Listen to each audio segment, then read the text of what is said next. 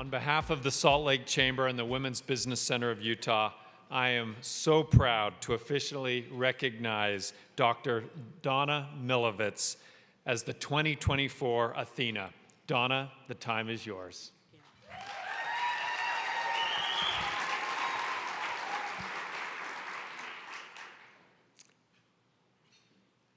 Hi, everyone. It's a little intimidating, I have to admit. But I am truly honored to stand before you today to receive this award.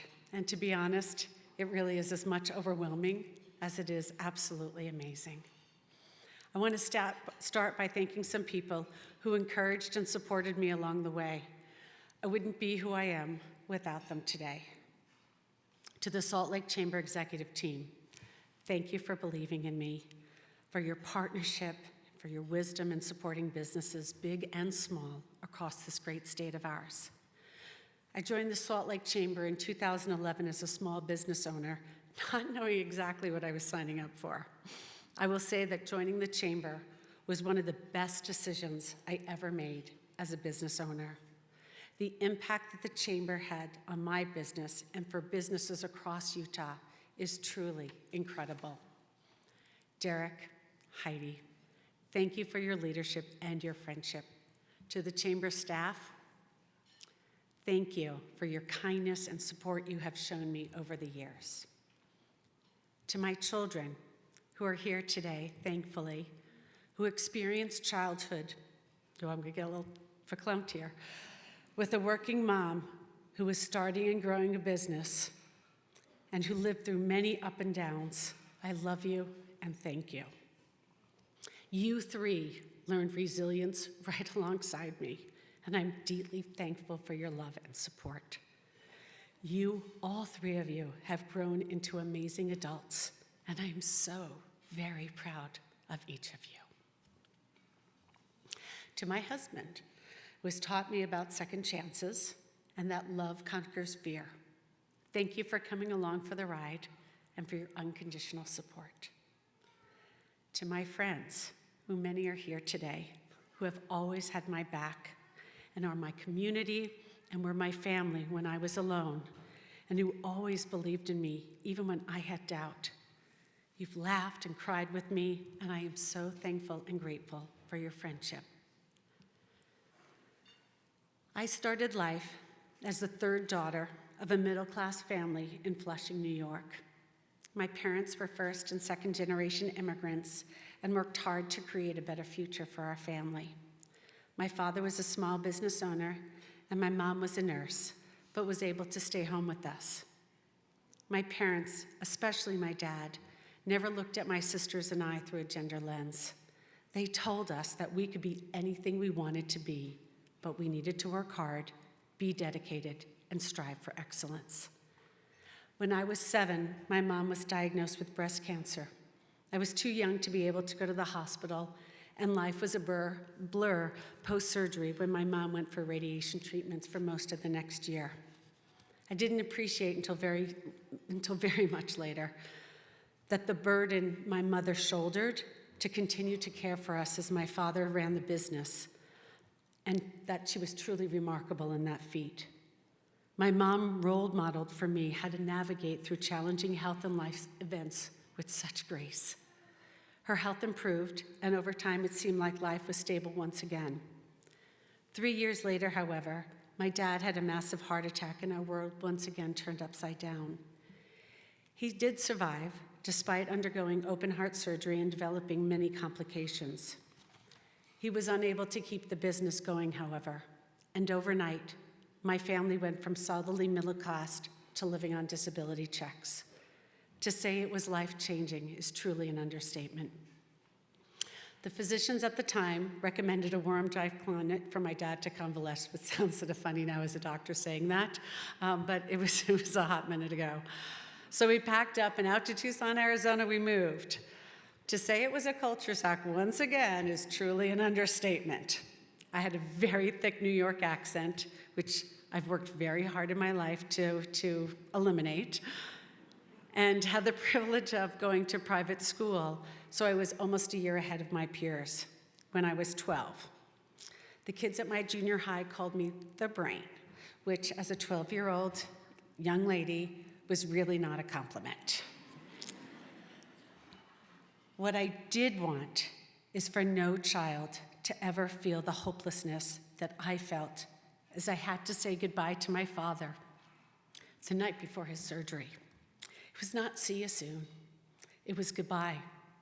The surgical odds were risky, and I was told he may not survive. That's when I made the decision to become a doctor. I was singularly focused on pursuing that dream moving forward.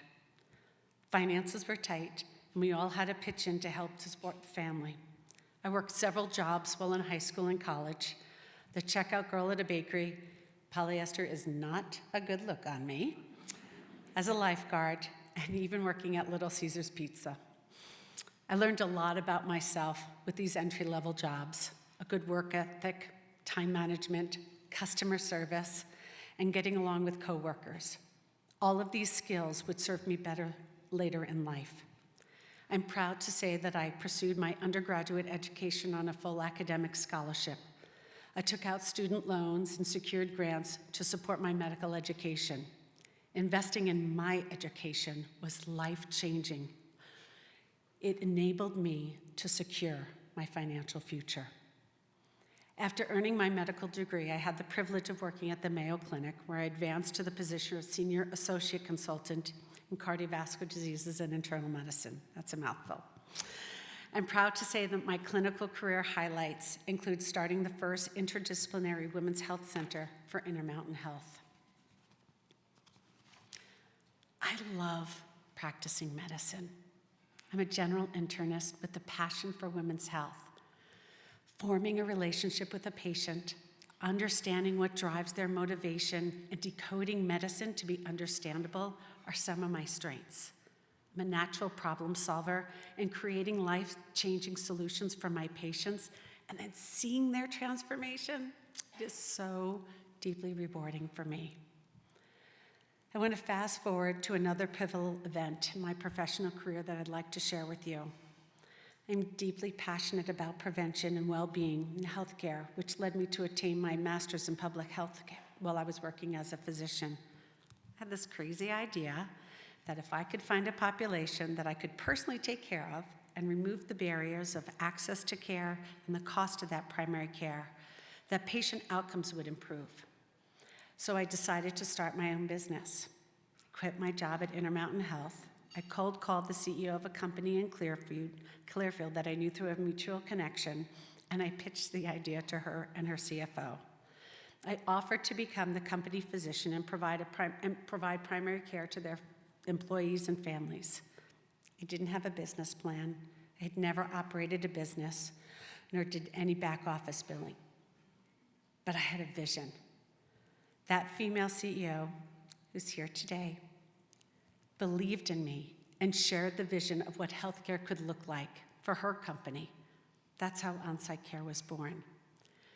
There are many who thought I was committing complete career suicide, quitting my stable job. I was willing to take that risk because I fundamentally, in the core of my soul, believed in my vision and what became on-site's mission: to sustain health in a way that benefits employers and employees. That cold call led to a crazy, wonderful, terrifying, challenging, and amazing journey that changed my life. It also changed the life of so many others as well in a positive way. I made so many mistakes. I learned a lot along the way about running a business, raising capital, and scaling operations. I also learned a lot about myself. I had the support of some amazing CEOs who believed in me, even when I didn't believe in myself. I had some incredible mentors and created lifelong friendships, and colleagues who decided to join the fantastic ride of our growing on-site care. There were a lot of dark times. Being a CEO is really lonely for those in the room who share that title. But being an entrepreneur without the support of my spouse was absolutely devastating. Our marriage ended about the time I was scaling operations for on-site. When I entered the 5th decade of my life, lots of things began changing. I sold my business, I got divorced, and my children went away to college and started their own lives. Even my body was changing. Time began to feel finite. As I navigated changes on the professional and personal fronts, I found the courage to live my authentic life. At that time, it meant growing comfortable with being alone. I found my footing and learned a lot about how to move forward in my life, my family, business. I created new memories with my children, showed up at events alone, and just kept learning and growing as a person. I share this with you to remind everyone in the room about resilience. At the darkest moments of my life, when I felt like an absolute failure, I was a single mom having to raise 3 kids and a business to run. Quitting really just wasn't an option. I leaned on so many of my friends and coworkers to support me emotionally through those early years because I really was a hot mess. Very few people knew that, and I had such imposter syndrome. I think maybe some of you in the room can relate. I'm here to tell you that it's okay to feel that way and still try again every morning. I want to share with you a beautiful quote from Brené Brown. I think life is when the universe gently places her hands upon your shoulders, pulls you close, and whispers, I'm not screwing around. It's time. All of this pretending and performing, these coping mechanisms that you've developed to protect yourself from feeling inadequate and getting hurt, it has to go. Time is growing short. There are unexplored adventures ahead of you. You can't live the rest of your life worried about what people think of you. You were born worthy to love and belonging. Courage and daring are coursing through you. You were made to live and love with your whole heart. It's time to show up and be seen. That quote was truly pivotal for me. It was a wake-up call to the action of starting to live again. Had the opportunity to sell my company 5 years ago, and although emotionally hard, it was the right decision. It allowed me to explore and learn different areas of healthcare with new job opportunities. I had spent my entire medical career as a physician on the provider side of healthcare. When the opportunity to move into the insurance side of the industry came up, I jumped at it. At Regence, I leveraged every opportunity to learn more, to do more, and to make a greater difference for others. I was asked to be the chair of the Salt Lake Board of Governors, which turned out to be a truly amazing opportunity to support the chamber. I continue to do my best and support the work that they do in the community for Utah businesses as their continued board member. Another wake-up call was the realization that I was afraid of failing again in marriage. I'd let fear dictate my life rather than embracing the risk of being happy. Sounds kind of funny to say now, isn't it? A wise friend told me that I really wasn't actually that special and that I should just stop worrying about if a second marriage was going to work out or not. Lots of women have failed second marriages. So, with that advice, I let go of my fear of failure, and I'm happy to report that I am happily remarried to the most amazing man who shows me every day what unconditional love looks like.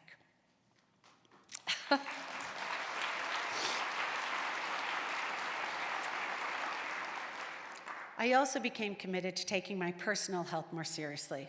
I may have taken that quote from Brené Brown a little too literally. I wanted to do something epic. As an empty nester, I had a little time on my hands, and I had participated in a few sprint triathlons as a young mom, but it had been a while. A colleague introduced me to endurance triathlon, specifically Ironman, and I was hooked. If you ask my kids and second husband, I'm sure that you'd get a different version of this story. But competing in organized races was an amazing journey with new people that I now call dear friends, proving that anything is truly possible. No one really thinks about the transition that women go through as we move into middle age. For those of us who have children, when they become adults, our roles as mothers change. It's an interesting time that gives women a valuable opportunity to reinvent ourselves. I want to talk for a minute about motivation. When I was training for the Ironman race, my coach, another great mentor, frequently asked me for my why. When those hours clicked by and the fatigue, pain, and mental exhaustion kicked in, I knew my why. It propelled me forward step by step to the finish line of that race. I knew my why from a young age, informed by somewhat traumatic events of my childhood. As I've aged, my why has grown with me and matured. My purpose is to help others improve their health and well-being. There's a Jewish saying, tikkun olam, to repair the world. That truly is my North Star. I challenge each of you today to spend some time thinking about what is your why. Are your actions moving you toward that why or away from that why? In the pursuit of what motivates us and the excellence in achieving it, it's critical and crucial to understand the difference between intrinsic and extrinsic motivation. While extrinsic motivation, such as recognition and accolades, are important, it's the intrinsic motivation that truly drives sustainable success. The passion, the curiosity, and the inner fulfillment that come from doing something that we love is what keeps us going, even when external rewards are not in sight. Intrinsic motivation enables us to persevere through challenges and to inspire those around us. True fulfillment comes from within. When we align our actions with our values and our passions, we unlock the fullest of our potential. Life is a journey, death is a destination. For those of us in the room who are in our 50s and older, I think we understand this and embrace the finality of life. So this is a shout out to all of you young people in the room. Get going. You have limited time in this life, so use it wisely. Let go of the garbage, the disappointment, the self-loathing, insecurities, and embrace the brighter, bolder you, the better version of yourself to make a difference. The world needs a greater number of quiet superheroes. As I look out among all of you, there are many of you in this room. I would be remiss if I didn't say something about last week's election. There are undoubtedly a range of emotions and belief in this room about those results. Whether you're excited for the upcoming 4 years or concerned, each of us has control over how we act moving forward. Leadership is about being a role model for others and modeling what good looks like. Please be kind to your colleague, friend, and neighbor. We all win when communities come together to find solutions. Being kind doesn't cost us anything and has the potential of changing someone else's outlook for the better. Showing compassion and empathy is an act of human kindness that is a true positive multiplier. For all of you female leaders in the room, continue to show up and lead. And remember, if they don't give you a seat at the table, bring a folding chair and still show up.